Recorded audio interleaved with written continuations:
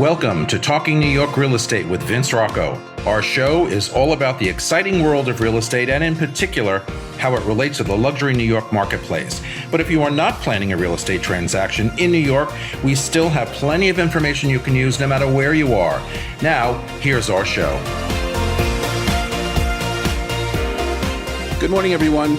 After closing a real estate transaction in New York City, buyers should be prepared for several important steps as they transition into their new home. First, they must complete any final paperwork with the building's management company, including updating records, providing proof of insurance, and setting up monthly maintenance or common charges.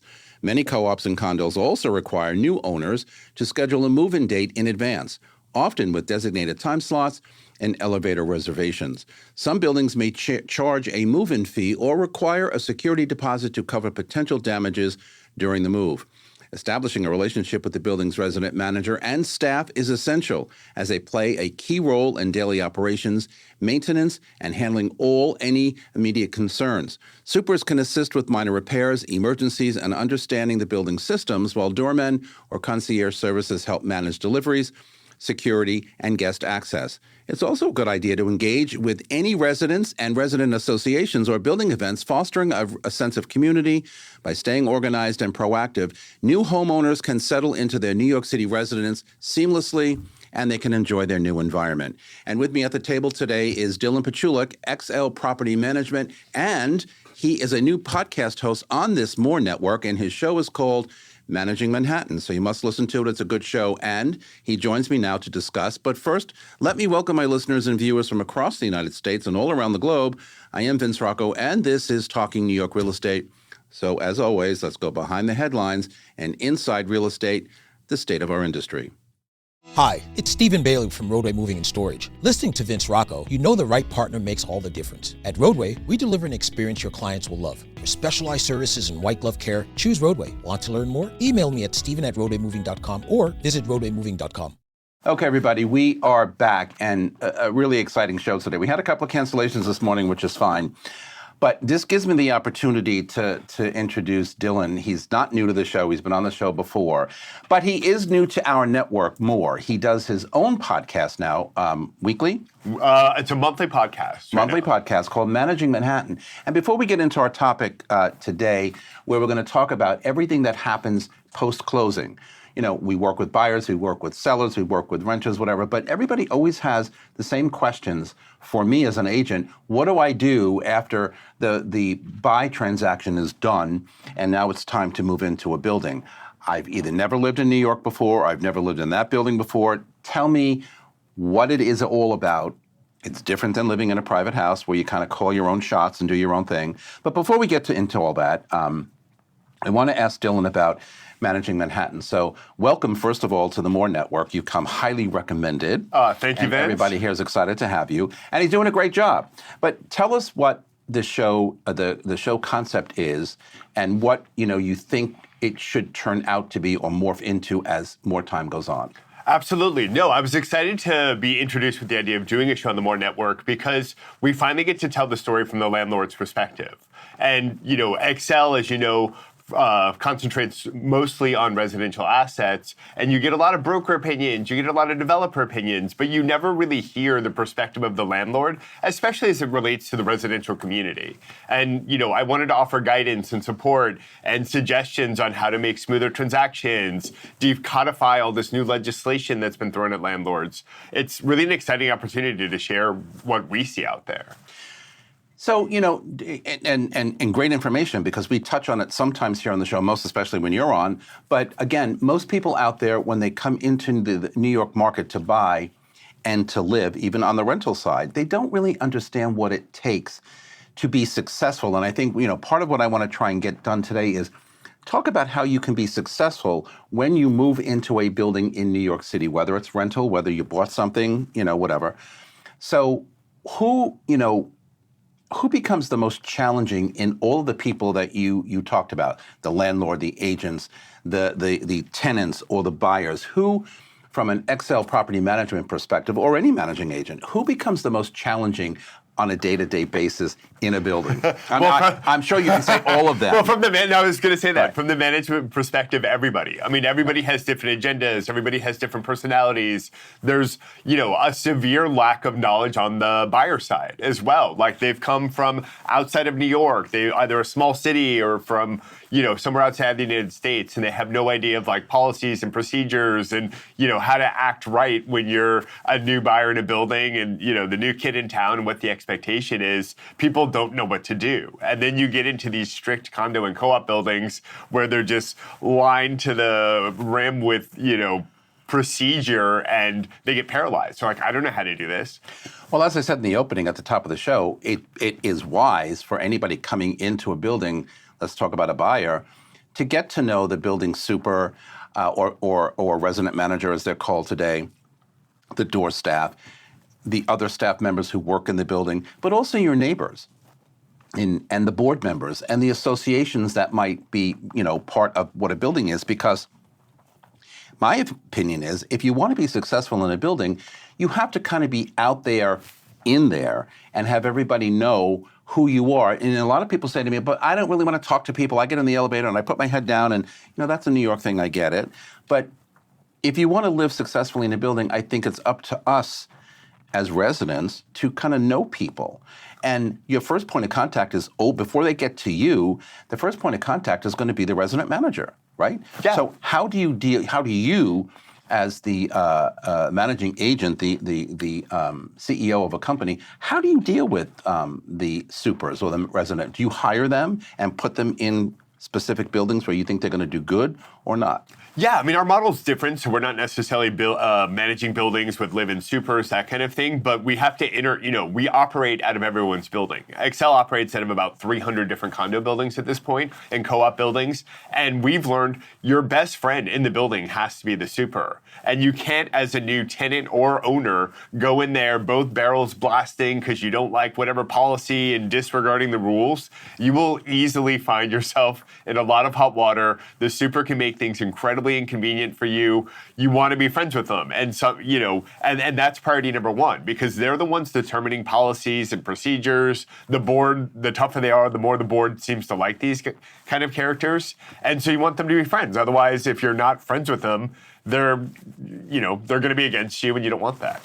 Can you talk a little bit about, for those who don't live in Manhattan or understand what living in a building is about, can you talk a little bit about what the building staff across the board responsibility is, including your own staff, where you are, in a building? When in regards to the super, the whole building staff, the whole what building they do. Staff, the whole yeah, and the super really is kind of the brainchild of the building. I mean, he runs the show. We use, a lot of people use the term super and resident manager interchangeably. Every building is different in how it's set up, but the super resident manager is really kind of the head of the building at the building level. Below him, you have doorman. You have porters, you have handyman, sometimes you have elevator guys in the elevator for some of the old school, old world charm buildings. I don't miss those. When I first moved into my building 22 years ago already, we had the doormen in the elevators. And I hated it. Because in the morning when you get in and you're kind of like still doing this, and they say, "Good morning, Vince." I'm like, yee. You're already stressed out, ready to think about the day. I was actually in one yesterday. I don't really feel like talking, I didn't even have my coffee yet. I was in one yesterday morning, and it still had the elevator guy, and I'm like, is this still working for society? I get it. It's so charming. In some cases, in the morning, I'm a disaster. I've gone to the gym. I've had to walk the dog. We've already had 6 awkward interactions between me coming out and going in. Exactly. But do we still need that? Isn't it easier just to push the button? Isn't it less expensive for the building? Ultimately, after you modernize the elevator, just push the button. The computer knows better than we do. Well, my happiest day came about a year after I moved into the building, when they modernized the elevator and the doormen were taken out into the lobby, behind the desk. And in the beginning, they were so uncomfortable with that. They didn't know how to handle that. And I remember the first couple of days, one of the guys in particular, he's still there all these years later, he said, "But I'd rather be in the elevator." I'm like, "No, we'd rather you be right where you are, not in the elevator." He used to laugh at that. And every once in a while, I still tease him about that. But he loved it because he felt like it was the intimate opportunity to talk to me and this one and that one. Because sometimes people just fly past the door staff in the lobby, and don't acknowledge, which I think is rude. but there's a whole bunch of things. But the building staff actually runs everything, not only just the doorman, but the super, the porter, the handyman. How do your guys, what do you do at XL Property Management in a building? What is your main responsibility in a building? Look, your main responsibility is really to take care of the building as a whole. And, we don't manage condominium co-op buildings. We do manage rental assets. But, for those that do manage condo and co-op buildings, the building staff is really focused on the building needs. What's happening in the hallways, what's happening in the elevators, what's happening on the sidewalk, the facade. They're not really there to handle unit owner needs and what's happening within the apartment itself. Some buildings are more hands-on than others. Some will do more for you, but really their whole purpose is to make the building run, not the apartment run. That's a whole nother animal. The owner's responsible for that. Right. They will stop the bleeding if there's a leak, if there's whatever happening. They're there to help stop the bleeding so it doesn't affect the building. But people oftentimes think, okay, the super's supposed to help me, but if it's a condo or co-op, the answer is really no. You're supposed to help yourself. I wanted to get into that. A lot of buildings, most buildings have issues, and all the buildings I've lived in New York City, I've been lucky, fortunately, but there have been some issues. And so what I wanted to have you help explain and make the audience understand, who's responsible for what? There's a water leak. Like you said, there's a difference between condo and co-op ownership, so it would be the owner. But in a rental asset, it's really the landlord of the entire building. So where does responsibility lie if you wake up and your plumbing isn't working, or your toilet is backed up, or your shower water isn't going down, whatever.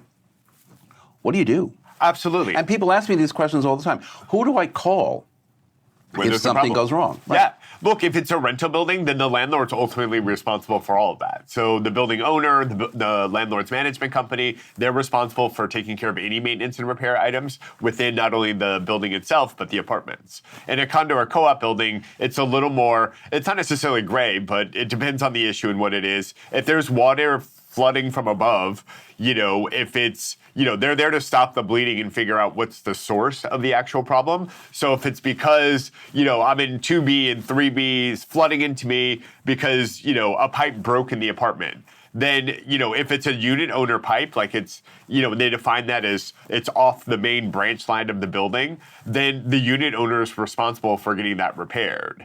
If the heat's not working and it's not the PTAC issue, but rather the boiler in the basement that's causing the problem, then it's the building's responsibility to resolve. So it's really not as clear cut in a lot of cases, but anything that's equipment of the owner, piping of the owner, electrical lines of the owner, that's an owner responsibility. And if it's a building problem, it's because base building like risers or boiler or water tower, is causing the problem, then it's the building. And we also know that people are people, or people will be people, and not everybody is always satisfied. For example, a couple of weeks ago, I walked out of my building in the morning to go to work, and my doorman said, "How is your apartment? Is it cold?" And I'm like, "It's really interesting that you asked me that question. Actually, it is." And it was during one of those weeks where it was like freezing cold. He said, "I'm getting a lot of phone calls from people living in the building that their apartments are cold." And I said, "Well, what's the problem?" And I thought maybe it's my radiator. I live in a pre-war, so I have, steam heat, whatever. But I kept pushing up against it, and it was cold. And he said, "Well, the managing agent, who shall remain nameless, decided that they were spending too much money heating the building, so they're testing, turning it off at certain points." And I'm like, when it's 10 degrees outside, you don't turn it off. Okay, hello. It was cold. A day later, we were back to normal and haven't had that problem since, because I think people were up in arms over that. I get expenses, and I wanted to get into a little bit about that after the break, but I get the expenses, and we talked a little bit about this before the show went on the air, that things have escalated price-wise in an insane manner. I mean, I don't even understand it. I mean, from a individual perspective, things are crazy, but you have to think about buildings. So when we come back, we're going to talk about all of that. And I also want to ask Dylan, because he manages a lot of rental buildings and rental assets, where do we stand with rent control, rent stabilized, and free market rent tenants in a building, and how are landlords, better handling all of that? And a little bit about how you move into a building. All of that when we come back. This is Talking New York Real Estate on the More Network. Don't go anywhere. The Everset provides full-service staging and furniture rental solutions in the New York area. For more information, please visit us at staging.theeverset.com or email us at staging@theeverset.com to request a free proposal. All right, everybody, we are back with Dylan Pachulik from Excel Property Management and also the new host of a podcast called Managing Manhattan here on the More Network, so check it out. I wanted to talk a little bit about the rental buildings that you work in. We have in this town still a lot of old, what I call old-time rent-controlled apartments, rent-stabilized apartments, and then free market rent apartments where people who are renting today brand new into a building pay whatever market rate is, right? And today, rents are very high. But we have people who are living in building 50 years, 60 years, 20 years, and they fall into either a rent control or a rent stabilized position where their rents are much lower and they can only be increased a certain amount each year. In the buildings that you are familiar with, what is the ratio these days between control, stabilized, and free rent? Look, for the most part, Excel is a higher-end landlord, so we manage a lot of free market units, but we also have tons of rent-stabilized and rent-controlled apartments in our buildings.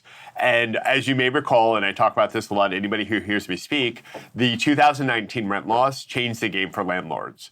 Because on the rent control side— Yes, explain that, because that's important. Yeah, so basically in 2019, we did a massive overhaul of all the rent laws. Nobody really knew it was coming. These laws were kind of passed in the middle of the night. They changed the whole landscape of how regulated units worked. And rent stabilized units, let's talk about stabilized because that's more of a common, rent controlled was a long time ago. There's some rent controlled left, but not a lot. But on the rent stabilized side, every year you would get increases based on, general market conditions or CPI or whatever factors they were looking at that determine how much you could raise the rent every year. Also, when the tenant vacated, you would get, oftentimes feet first, as I say, in those kind of apartments because the rent was so low that you weren't leaving unless it was feet first. But every time a tenant would leave, you would get a little vacancy bonus for the apartment of 20%. Also, if you renovated the apartment, you were incentivized because you would be able to get the rent up and hopefully at some point deregulate the unit. 2019 changed the game, and I'm just waiting for the other shoe to drop on the damage that this is going to cause to the real estate market here, because even if a landlord were to gut renovate a rent-stabilized apartment at this point, it's going to be permanently stabilized, and you can't get the rent above, you can't raise the rent more than $100-something. See, that's very interesting that you bring up that point, because usually when a tenant moved out and the landlords had to renovate to put it back on the market, it went out as free market rent, whatever. Correct. Because they spent money on a renovation. Now you're saying, and I didn't know this, so thank you for the information, that it can still go out as rent stabilized after a renovation by the landlord? Oh, absolutely. It's still going to be stabilized. And the amount you can raise the rent, before it used to be either $1 for every $40 you put in, you could raise the rent by $1 in some buildings, depending on size. Maybe it was $60 you put in, you could raise it $1. They took that away, and they didn't fully take it away, but they drastically limited it. So if I spent $100,000 renovating a rent-stabilized apartment, I could raise the rent about $100-something now. So how do it's going to bankrupt landlords. And if you look at— So what keeps it as a stabilized apartment? And the reason I ask you is on TikTok, okay, and then a lot of other, social media apps, I see advertising by agents for rent-stabilized apartments. And I was always under the impression that once the original tenant left, and if it wasn't willed to somebody, it was renovated by the landlord and then put out as a free market rate apartment. How does it stay as a stabilized unit? Well, like I just said, it's not permanently stabilized. So if it's a rent controlled, the old generation, then it's it goes— not permanently, but it stays, right? Right now it's permanently, so it stays a rent stabilized apartment. I can renovate it, but now the whole question with landlords is, if I had a tenant that lived there for 30, 40 years, and I have to spend $100,000 to renovate the apartment, and I can get back basically $100-something a month, how can I finance that renovation? Over the course of the year, I'm going to get back $1,200, and I spent $100,000. And if you look at the real deal, all of the multifamily landlords, they're all hurting because they can't afford to— I don't have $100,000 to renovate this apartment and raise the rent $100. And then on the stabilized, it's permanently stabilized, there used to be a cap. Once the apartment hit, let's call it $2,700, then you could deregulate the apartment. That's gone. I have a friend who just lost his mom, unfortunately, and he was living with her at the end of her life for a couple of years now to kind of help her through, her disease. And he was just saying the other day that he's able to stay in that stabilized unit. You know, they have to change the name on the lease and all that good stuff, but it's a large apartment. She's been in it for, you know, however many years, for very little money. And people would say, and I'm not, I mean, he's my friend and I understand the whole concept, but people would say out there, hey, you know, that would probably cost me $5,000 plus per month, and now you're going to be able to stay in it for $1,800, $1,900, whatever the number is. And in most places outside of New York City, $1,800 or $1,900 is a lot of money. Yeah. But here in New York City, it's robbing the bank. Yeah, Okay? essentially, yeah. So, you know, I look at the landlords, as you mentioned before, you know, literally, you know, putting them out of business. How do they do this? Yeah, and look, in that particular case, if you showed like, you know, physical, emotion, financial dependency on whoever the actual tenant was, and you've lived in the apartment for, I think, 2 years before, then the lease can be passed on to you, you know, at the same rate. So that's probably how that situation's functioning, because it's a mom and the son. So that, you know, still remains stabilized and he can keep it. But now we have two different, you know, categories of people, like everybody paying the fair market, and now we have these like special deals for people on the stabilized side. And, you know, the travesty here is, you know, it's bankrupting everybody. Rent stabilized units just have to sit vacant because the average landlord doesn't have money to renovate the apartment and create another generation of stabilized tenancy. When after fully got renovated, I'm just stuck with the apartment and I can't do anything with it because it's in terrible shape to renovate. I don't have the cash, and I'm not going to get a rent increase. So what does the landlord do? And at what point do we have so much, you know, hurt and pain in New York City over this concept? Do they change the law? Because look, first it was rent controlled. Then they realized that wasn't working out for landlords. Then they passed the rent stabilization laws like way back in the day in the 70s. And then they're like, oh, we have to revise these because we're bankrupting everybody. And, you know, the city's just going down in quality. So at what point and how long does it take from when they enacted 2019 to when finally we revise these laws to something that is workable for both landlords and tenants? Let's talk a little bit about renovations. Now, I know, you know, you're not in a lot of condos and co-ops, but on the rental side. But however, renovations have to happen from time to time. And when I'm selling a co-op or I'm selling a condo, oftentimes they're older apartments and the buyers coming in want to renovate. What are the particular rules and regulations around renovations in buildings here in New York? Again, it's not like renovating your home where you can have somebody come in at 3 o'clock in the morning or, you know, 2 in the afternoon to do whatever work is necessary. You got to conform to rules and regulations in a building. Well, right? First of all, we all have to fill out basically a packet of information this size. That looks like that. Called an alteration agreement, which is essentially this size. Every building has... And then some. And then some. Every building has different requirements. Look, some of them are very well intended. Like, oh, we need this level of insurance. We need this level of liability. We want to see your plans. We want to make sure you have permits. We want our architect to review whatever you're doing to make sure that it's not going to impact the other residents in the building. Some of these buildings, and look, right now the high-end market is on fire, and we've seen all the headlines about it. Some of these buildings get really particular. Oh, you can only renovate your apartment in the summer when no one's here because we don't want the noise. So now I get to renovate my apartment in a 3-month increment, and then I basically get my 3 months. You sit dead in the water for another 9 months while we're waiting for summer to come again. So, you know, always check that. If you want to do renovations in the building, check it because, you know, look, some buildings have a quota on the amount of apartments that can be renovated at once. Correct. And we have a friend that just bought an apartment and she had to wait 6 months after her renovation was approved to start. So that's a very important thing. If you're going to have to do a major renovation, not just a paint job and a floor finishing, but upgrading the bathroom or kitchen, make sure you check the policy because that'll lead you to significant amounts of frustration if you didn't know in advance. Do you know how many apartments, you know, in a day, in a week, in a year in New York City get renovated? I mean, everybody thinks about, well, that's very expensive. But, you know, in my experience, you know, most apartments I sell, whether it's a minor little touch-up to a major renovation, it goes on all the time. Yeah, and it has to. And look, in the market today, buildings are old. Buildings are old. You know, New Yorkers have specific taste here, you know, and the whole thing there... New York taste. They have their New York taste. You know, the whole thing there is, especially in today's market, everybody's busy, everybody's stressed out. We live in a different kind of world. Nobody wants to renovate. So if you look at apartments that are selling versus not selling, a lot of it comes down to how much work do I have to do, especially with increased construction material cost and labor. and just the overall process of renovation, people are intimidated. So they want a renovated product. So, it's becoming more and more common that people are even renovating before they sell it, because otherwise you don't have a real product. Nobody wants to sign up for a project right now. I renovated a couple of apartments in my buys and sells through the years here in New York City. And I have to tell you something, it is not a convenient thing to do. In one instance, I decided to live in the apartment while they were renovating. You won't make that mistake twice. Never.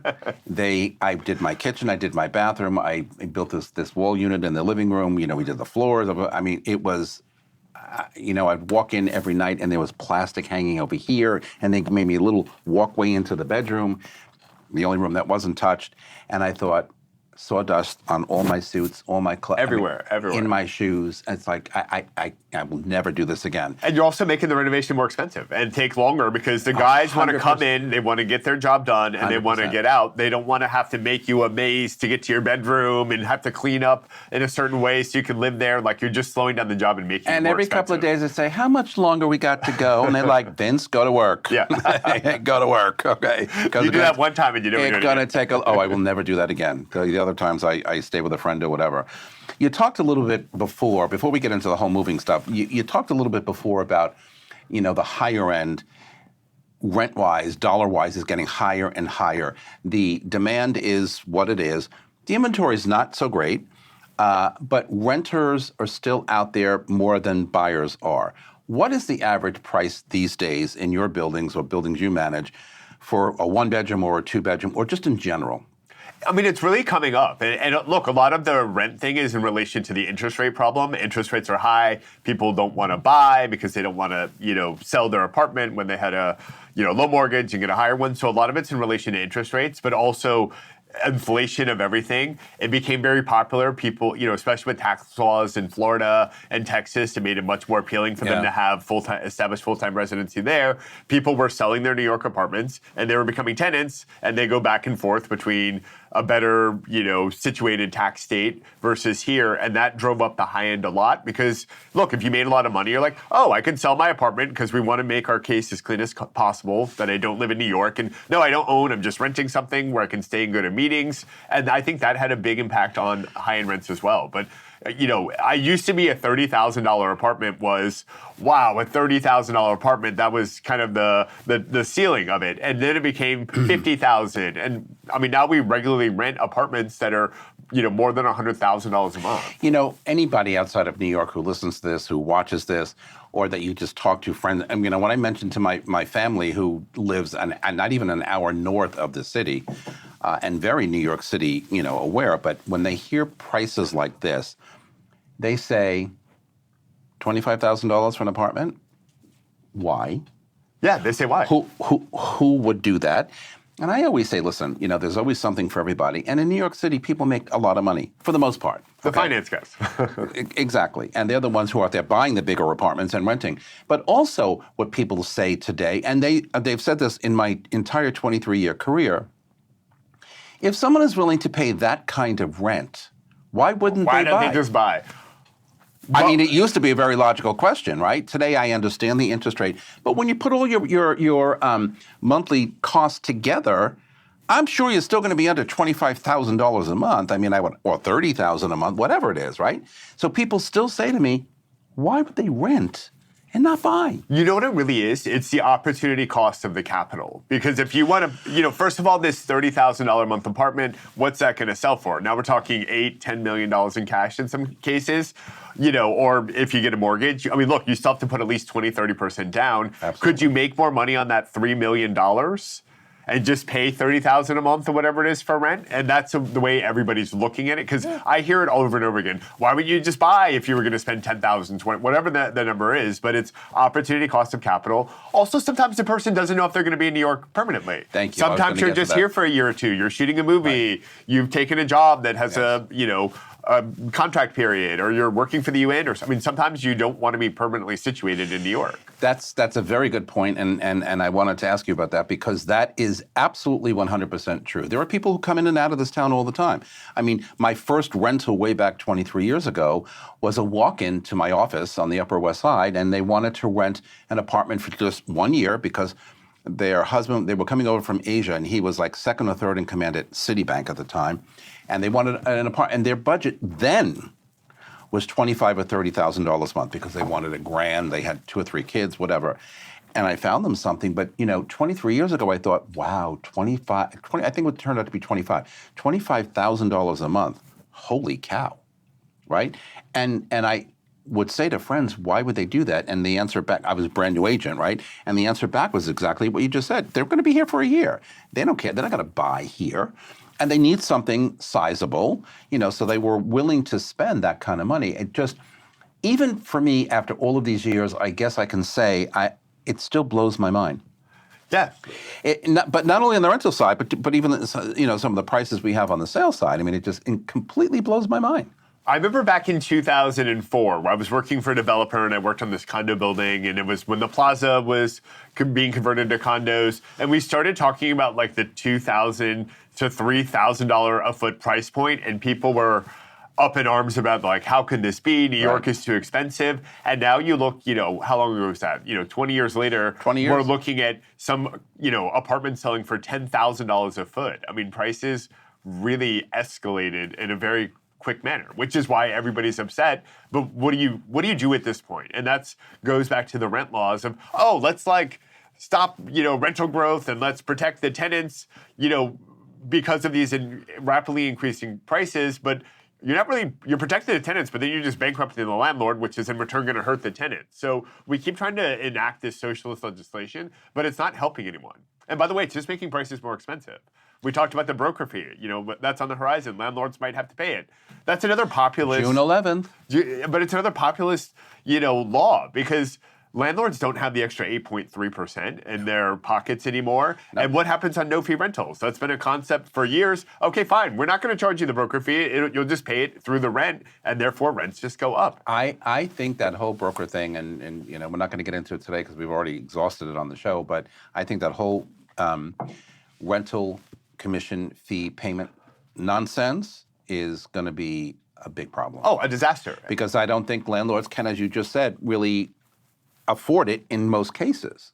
They can't. Especially with all this increased cost. Insurance, fuel, you talked about the heat. Part of that heat problem is wanting to save costs. Are they willing then to rent their own apartments? How can they? A lot of, they have lives to live. They don't want to be brokers. Like you need a middleman, and the answer, look, some probably will try to.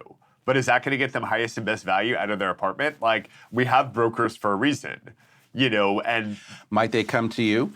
I don't do any renting direct. I know that. Oh, they'll come to me, and then we're going to encourage them. You need a broker to handle the rental listing. Excel, doesn't operate as a brokerage firm. And by the way, even if we did, someone's still going to pay that fee. Absolutely. Someone, on whatever team, still has to show the apartment. They still have to collect applications. They still have to run comps. Absolutely. Could you imagine like a fragmented system where there was no centralized broker system and broker platform to help? And credit and background checks and all that stuff. All of it. That's all costly. All of it. Just showing the apartment. I mean... That's why I said I think it's going to be a disaster. Let's talk about noise, okay, for a minute or two. I mean, we live in New York City. We don't live in our own private house. Noise can be an issue. People, being obnoxious or not respectful of their neighbors is always an issue. And when you first move into New York or you move into a building, you don't know you don't know who your neighbors are really. I'll give you a personal example, okay? I live in the 10th floor of my apartment, and up one above me, the 11th floor, I've had about 3 different people in there, okay, over the 23 years. And they've all been bad, meaning noisy. This last group, I think they're a couple, in fact they are, because the doorman told me a month ago, moved in about October, November of last year, so only a few months. I'm ready to kill. The stomping and the pounding. I mean, I say to the doorman, are they 500 pounds each? He doesn't answer me because I think they are. Boom, boom, boom. And yet last night, I'm getting ready to go to bed, and the pounding on the bedroom, I wanted to scream out loud or go upstairs and ring their doorbell. What the, what? I don't get it. There used to be a rule with 80% of the apartment needs to be carpeted. These people would still pound on carpeting, okay? What is it about noise in a building or people's lack of sensitivity that they just don't care? You must hear the complaints all the time. Oh, we hear it all the time. And look, noise is always a tricky I'm over it. subject for us because it's also that individual's tolerance for noise. Look, and also, tenants should prepare for, when they're looking for an apartment where they're going to live based on, the noise factor. I've got 3 small kids, and my dream right now, we live right above a retail space that's very busy. And That's my great. dream, I remember we looked at this co-op apartment, and the broker was like, "Look, the owner doesn't want to take you because it was mid-building, and you guys, are heavy users." And we looked at each other like, heavy users, you make us sound like, addicts or something. It's like, no, it's a lot of commotion in the apartment. And she was right, because then we found a new apartment, and it's right above a CVS, and our kids can pound and do whatever kids do as much as they want. And we don't have to, there's no one to yell at us about it. But noise is always tricky for us because some people are very sensitive to noise. Some people don't care at all. And sometimes I found the person upstairs isn't actually being disrespectful. You just don't want any noise, and sometimes that's not possible. Maybe the word is they're just not aware. And we all know, even walking on the street, people are not aware. La, la, la. They walk into you. They step on your shoes. I mean, they do it.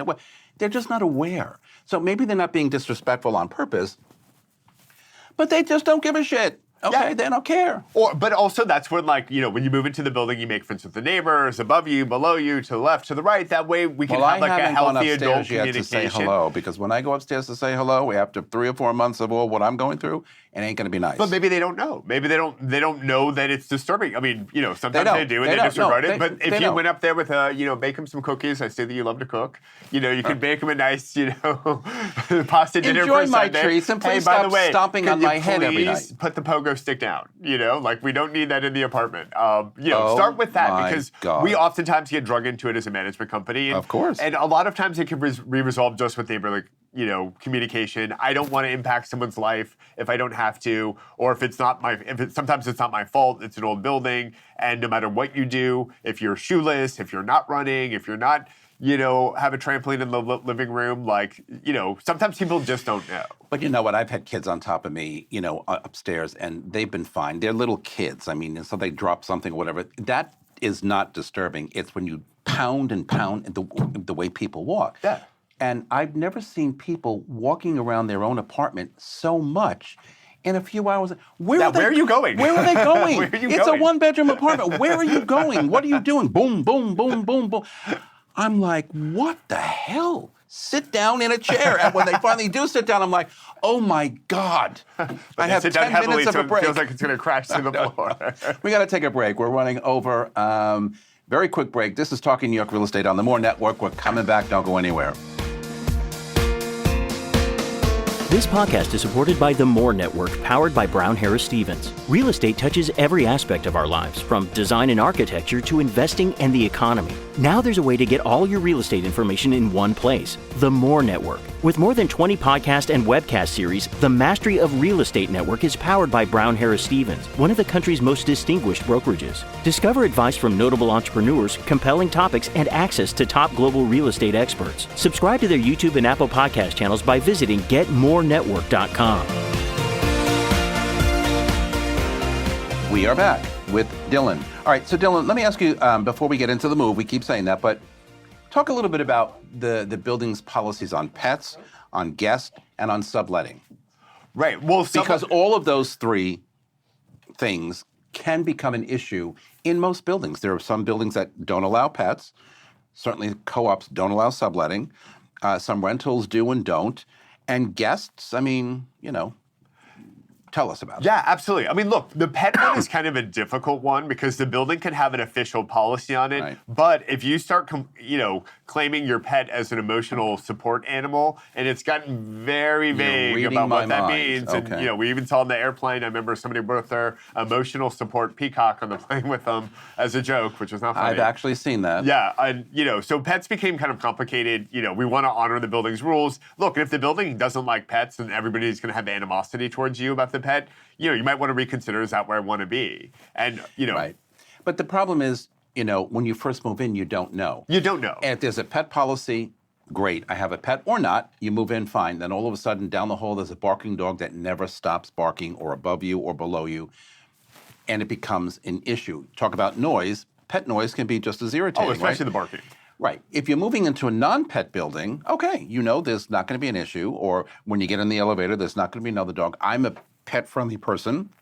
I had a pet for 17 years. So when I get in the elevator and someone comes in with a dog, I love every minute of it. Yeah. Hey, and I'm petting the dog and talking to I love that. It doesn't bother me. But there are people who are bugged by pets in an elevator. And one building I lived in, it was a co-op on the Upper East Side. If you wanted to walk your dog, you had to use the service elevator, not the passenger elevator. Right. Look, and that, it depends on the building. I mean, I'm a dog lover. I'm a big, golden doodle, and, he's part of our family, and I would, get rid of the kids before getting rid of the dog. Oh, yeah. But at the end of the day, I want a pet-friendly building. But some buildings are very rigorous, and like I said, you can have as many policies as you want about the pets, but if they start claiming emotional support animal and you say, no, we're not going to let you do it, or no, you can't move here, then now you have a discrimination case you're looking at. So that's a complicated one. Subletting condo and co-op buildings, they don't want you to sublet the apartment. And honestly, me as a landlord, I don't want you subletting either. In 2019, they also passed that new law, duty to mitigate damages. I like that better because we have a clean break in a lot of ways. I don't want to deal with the subtenant and undertenant, and if something goes wrong with the undertenant to the subtenant, now we have this whole triangle of, litigation. It's complicated. On that front. And then subletting, nobody really wants you to sublet, especially in a... Well, co-ops, there are strict rules about it, right? But in... Condos as well. Condos are getting there, yes, but you're still a lot more flexible. But what about on the rental side? I have to leave my city for a year for whatever reason. I got to go off and do a special assignment with my work. But can I sublet my rental apartment for a year? Yeah, look, as a landlord, we don't want you to do it. Landlord is okay with that? I mean, we don't really like that because when we... But can they stop you from doing that? We have in our lease that you're not allowed to sublet. And if you need to get out of the lease, we're happy to, honor duty to mitigate damages. But when I'm a landlord, I accepted you as my tenant. I didn't accept whatever else. Right. I don't know what your story is. And now, who does the subletter, if it can happen in the building, who do they pay the rent to? The actual person who has the lease, and then they pay the company, or do they pay their rent directly to the company? It really depends on how it's set up. In some cases, it's to the subtenant, and the subtenant pays us. In some cases, we'll let people let the undertenant pay the rent directly. But traditionally, it would be the subtenant paying the landlord still, and the subtenant getting the rent money from the undertenant. But it makes it complicated. And what if something goes wrong with your undertenant? Then it's you're an amateur landlord that's doing it for convenience to not, lose a lot of money by having to terminate the lease or, wait till the landlord finds somebody.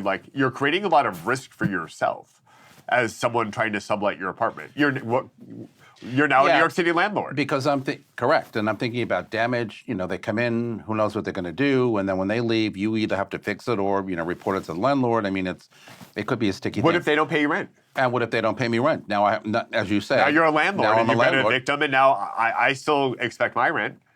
It creates people don't absolutely. realize how much risk they're signing up for when they do it. They don't. Talk to me about smoking policies in buildings, most especially smoking weed, which is now legal in New York City. Yes. When the minute that was passed and it became legal, it created a whole host of problems for us as landlords. And look, it's important that every building adopts a no smoking policy because we all live together.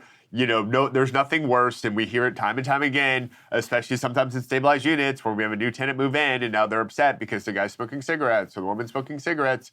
You're really impacting. I don't like the smoking thing in the building because you're now impacting somebody else's right to quietly enjoy their property. And maybe you're really offended by cigarette smoke. Maybe you're really offended by pot smoke, and we oftentimes have to get involved in these disputes. Well, there is a difference between cigarette smoke and pot smoke. Well, it depends. It depends on who you're talking to. Some people are very, anti-pot smoke as well. And luckily in today's world, we have these other products called vapes. So if you're a smoker and you demand a smoke in the apartment, at least get a vape. Don't make your smoking somebody else's problem. And go get a vaporizer for weed or for nicotine, whatever you need. But again, as we talked about before, with the noise and the walking and the whatever, are people aware of? Do people really care? I smoked for 20 years. I haven't smoked in 30 years. I mean, not even a little bit, not even a cheat, nothing. When I gave it up finally after 20 years, I said, I am done. And I moved into the city 30 years ago, and one of the apartments I owned was in a very fancy building on Central Park West. And the neighbors next door to me, whenever you got off the elevator, it's one of these buildings that had like 3 or 4 different banks. So when you get off my elevator bank, there was only 3 apartments on the floor. And so I was in the middle. There was one on the end and then one right across from me. The one on the end, which their walls, were behind my walls, they smoked cigarettes, and they must have been smoking one after the other all day. The whole building all night. smells like it. The whole floor stunk of it. When I went into my apartment, it literally would seep through my walls. Yeah. And I had just quit, a couple of years before that, and I thought, I'm not the complaining type. I don't, whatever. But I couldn't take it. It was unbelievable. Yeah, and that's the problem with it. It was It was nonstop. And for your resale value. I mean, there's nothing worse. You're having an open house. You have all these buyers show up, and they, the elevator door is broken, open, and all of a sudden they feel like they're in a Cheech and Chong movie. You're like, I only lived there a little over a year, and the only reason I mean, that building is quite amazing, still is because I couldn't deal with that. And they were an older couple, didn't look like they were going to be going anywhere anytime fast. And I thought about that. I had just become a real estate agent, so I listed that apartment on my own, for sale by owner, broker owner. And I was always concerned about that for open. I mean, I sold it in a week because the building is just amazing. I don't know what they thought of after they moved in, right? The theme of our show today. But it was annoying. Now, with marijuana being legal, even when it wasn't, I work in a building in Midtown West, and I have for many, many years. And I can't tell you how many times I show up to do a showing on a particular floor, wherever my listing happens to be, and it's like, holy cow, the weed smell is off the charts. And it lingers. And this is before it was legal. Decision. Now it's like free-for-all. So there are people who want to come in to look at a building, but they are so adverse to that odor, they're not going to do it. Yeah. They're going to run for the hills. How do you stop that? People started, now when people want to buy or rent, they start confirming whether or not the building has a no smoking policy. Most buildings, I would say, have them now. Some still don't have them, but now it's part of the criteria. Can you actually stop people from smoking in their apartment? I mean, it's objectionable conduct, and if it's a non-smoking building, this and you're building has violating a non-smoking rule the last 2 years. Hasn't changed anything. The problem is, how do you enforce it? Is a building willing to throw? At some point, if it doesn't stop based on you just asking them to stop, I'm sure the super gets a lot of fines. complaints. Who was supposed to be here today, but had to cancel at the last minute. But I'm sure he gets a lot of complaints. Yeah, and ultimately the landlord or the owner or the neighbors have to decide, like, is this issue important enough for me to start litigating over it? Because, if they're not complying with polite requests or threats of fines for whatever policy they have, like, do I want to litigate this? And the answer is probably not. You're throwing a lot of money at it, and you've got to, just keep finding the people. And people kind of balk when you put fines on condo and co-ops, but when they don't balk is when you want to get your right of first refusal or your, permission to close, and they say, oh, by the way, you owe $12,000 in non-smoking fines. We're not approving this until you pay it. But that's more of a patience game. When I was still smoking, when I was still living in the suburbs, I had bought my first condo there before I moved into the city. I never smoked in my apartment. Yeah. I went outside. It's gross. And I was a smoker. Yeah. But people who would come in with or I didn't like the smell, so I went outside and smoked. You didn't want to live in an ashtray, No, but again, people really don't care. Let's talk about the whole move process in the few minutes we have left. So, from a building management perspective, you see things, you hear things, whatever, and our mover wasn't able to make it today as well. But there's a whole process to moving, from the end user side, the packing, the whatever, figuring all that out, the expense of moving. But once you get into a building, there are all kinds of elevator issues potentially, insurance that's needed because if a mover does damage to the walls or the floors or whatever, someone's got to pay the cost of repair on that. And also when movers move people into their units, there's damage to the floors, sometimes damage to the walls. What's the whole drama with moving? Because it always seems to turn out to be some sort of drama. Oftentimes, unexpected drama. I mean, the moving truck breaks down, the mover didn't show up, the mover broke your grandmother's vase, things like that. And, it's another thing people need to be clear about when they're signing the lease or buying the apartment. What are the rules for moving in? Every building has hours you're allowed to do it. A lot of buildings don't allow weekend moves. Right. A lot of times you have to sign up for the elevator in advance because they have limited capacity. 100%. We just had a story yesterday where a tenant, is upset because he wants to move into a 90-story tower. and he has Why? 200 boxes being delivered. He's like, I need the building to shut down. 200? 200. I don't know why 200. It's a big apartment, but that sounds like a lot of boxes. And he's like, I need them to shut down the elevator exclusive for me for a day or two. It's like, no, they can't do that. Like, the building has other building affairs going on. They have renovations. They're not going to be able to do it. And the tenant's very upset. It's like, but on what planet do you think that the building can shut down their one service elevator for you? Like, there's a lot of people that need to use it. And now we've got to stagger the move over days. So check out those policies before you do it. How long does it take, for example, for somebody moving into a floor, an apartment on the 90th floor or wherever, even a 10th floor, when they have that much stuff to move in? You can't, as you say, close down an elevator for days. You can't do it. You can't. So you've got to expect a long, protracted move, and you're going to have to break it up because I'm sure inevitably, like on one of those, people are renovating their apartments. So those guys have to use the elevators as well. People, on a lot of buildings, any staff, like, cleaning staff or dog walkers, they have to use the elevators, service elevator. If you have a guy with a bike, he's going to use the service elevator. Like, so you got to be realistic about what the building can and can't do to accommodate you. Correct. And so I hear stories sometimes where certain pieces of furniture don't fit in an elevator. When you're still in your original that's the worst. You show up with your couch, you try to get in the door. and they're trying to dismantle things in the hallway or the lobby. It's like, whoa. And they have to walk furniture upstairs. Now, I've heard, stories where people live on higher floors. Can you imagine taking an armoire all the way up 10, 15, 20 floors? Sometimes the elevator breaks, and that's frustrating as well. Well, that too, but if it doesn't fit in the elevator and it can't really be You've got to carry it disassembled. up, and there's a whole business. I'm sure you've heard of these guys, couch doctors, and their Yes. whole business model is waiting for you to try and shove your restoration hardware into the front door of your new apartment, and then, you can't fit it in? That'll be $1,000, but I'll be there in 2 hours, and you now have no choice but I for had them a to take it client apart. one day call me after the move and said, you know what? Moving was not fun. Yeah. And my sofa wouldn't fit in the elevator, and she wasn't on the high floor.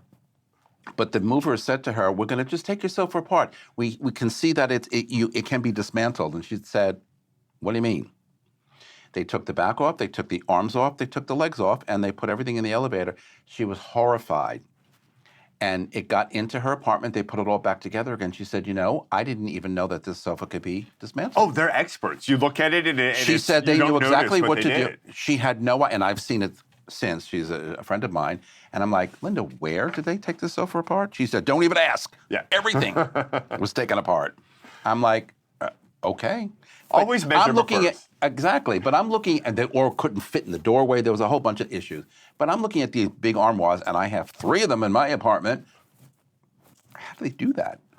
It takes it takes patience. I would pre-plan that You're kind of not gonna stuff take because apart my there's armoire. nothing worse than you've been moving for 8 straight hours. Moving's never fun, right? Parking. No, They show up late. no. They were too rough. Whatever. That you can't find a box that they were helping to move. But there's nothing worse than it's 4 o'clock. The building's about to close the building for the day, and you learn that your sofa doesn't fit in, and now it's a whole nother process where you're already exhausted. You regret the day you ever signed the lease or signed the deed for the apartment. It's never fun. So don't make it more stressful. It's Pre-plan. never fun. It's never, and I've moved multiple times. It's just one of the things that I've done through the year. I haven't in the last 20 years, but I mean, I used to move all the time because sell the apartment, buy a new one, sell the apartment, whatever. Yeah. Those days are gone. But because I couldn't deal with moving. Yeah. Because moving is a nightmare. And when I look around my current apartment and what I have currently, I think, now you have 3 armoires. Yeah. Now you have a large sofa. Now, I mean, I can go on and on and on. A dining table, a kitchen table, a desk, and a bedroom filled with furniture. And people walk in and say, oh, your apartment's lovely. I'm like, don't look too close. Yeah, don't look too close. Because there's a lot of stuff that I don't need. But, through the years, you just, oh, well, I can't get rid of it. But on move day, it becomes a nightmare. It becomes a nightmare, and sometimes you're just going to take a sledgehammer to that stuff and you're going to buy it new. And I think probably half the times tenant renew the lease is because they're still in therapy from the last move, and they're like, I'm not doing that again.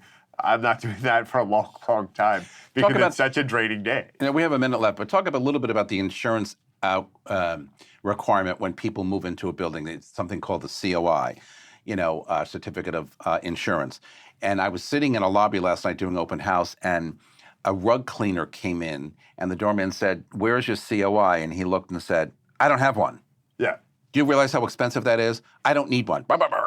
So he was getting testy. So I'm sitting in the chair waiting for my customers to come. So I looked at him and I said, sir, calm down. He's just asking you a question. Yeah. Calm down.